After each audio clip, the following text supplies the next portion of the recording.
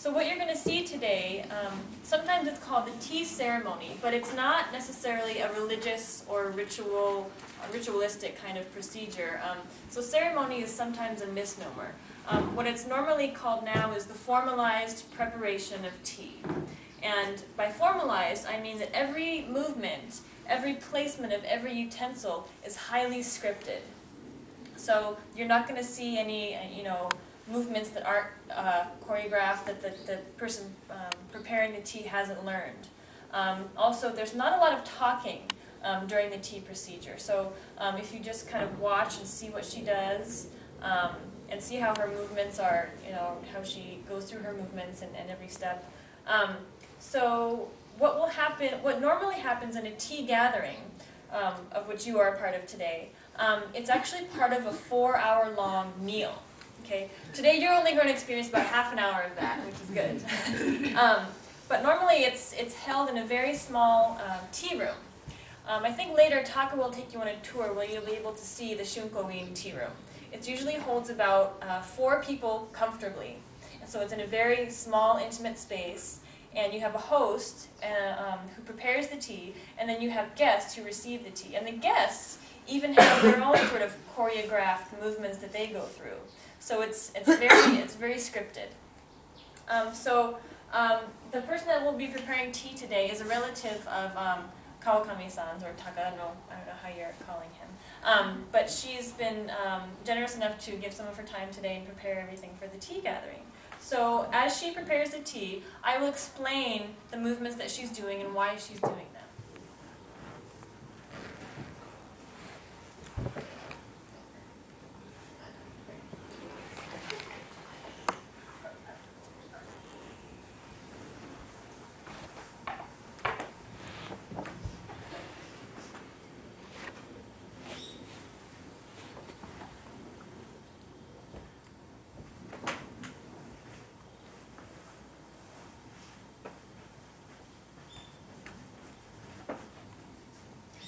As I mentioned before, the tea procedure is normally conducted in a very small space. So you'll notice that her movements are very economical.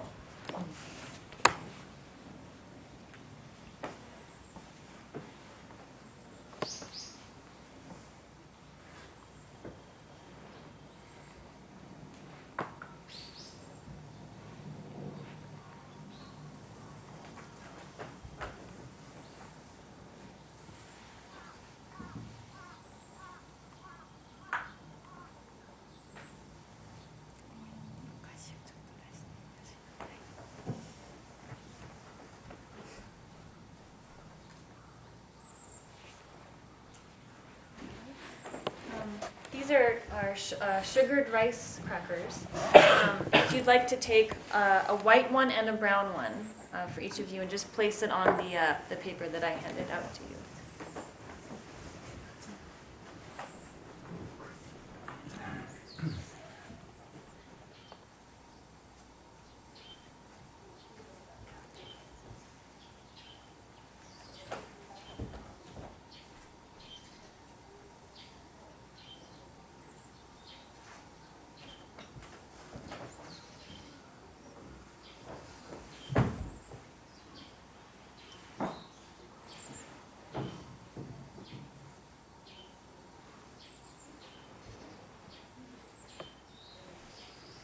Many aspects of the tea procedure involve purification.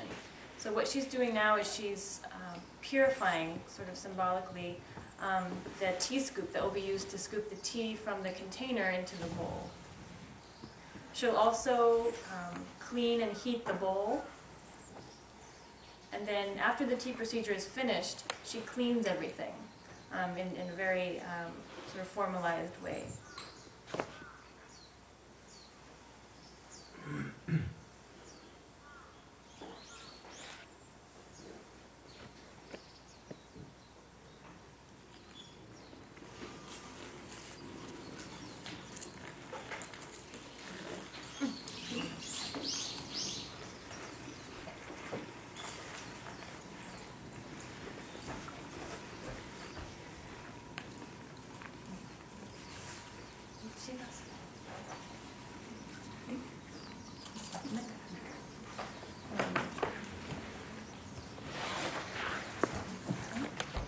So normally the first, depending on where the guests are sitting in the tea room, it kind of indicates your status in the tea world, how much knowledge you have about tea, about ceramics, about the history of tea.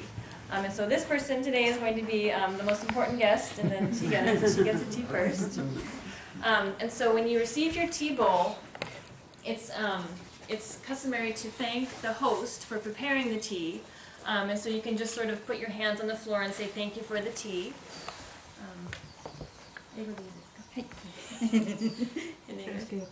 Yes.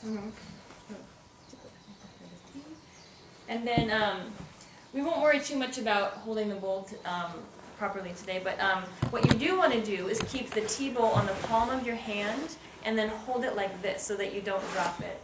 Okay, so be sure to hold it with both hands. Okay, and hopefully it's not too hot.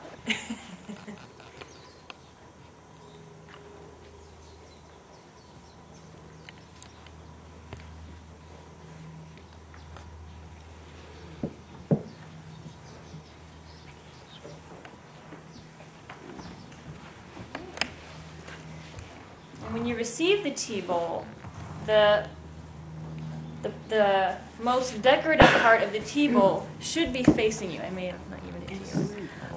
Because the host wants you to see the most beautiful part of the tea bowls that are decorated that I'll be handing out today have been specially chosen for the season and for the occasion.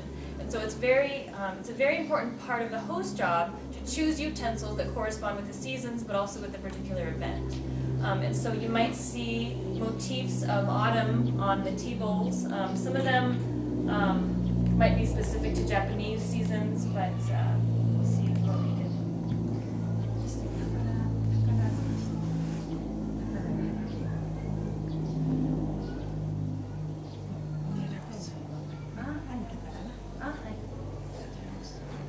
I see that what Taka's aunt has explained is that she's chosen motifs that represent good luck and fortune and things like that.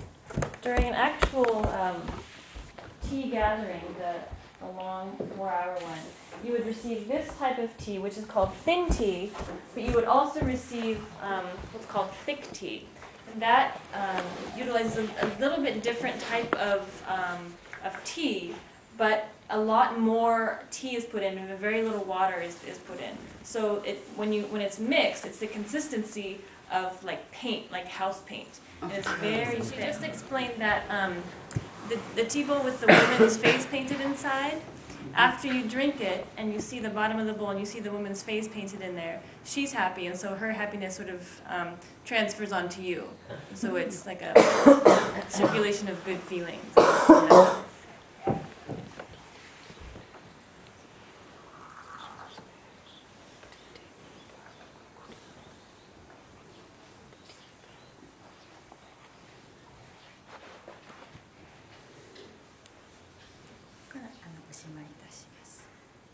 She says she will now close the procedure. She will now finish the procedure.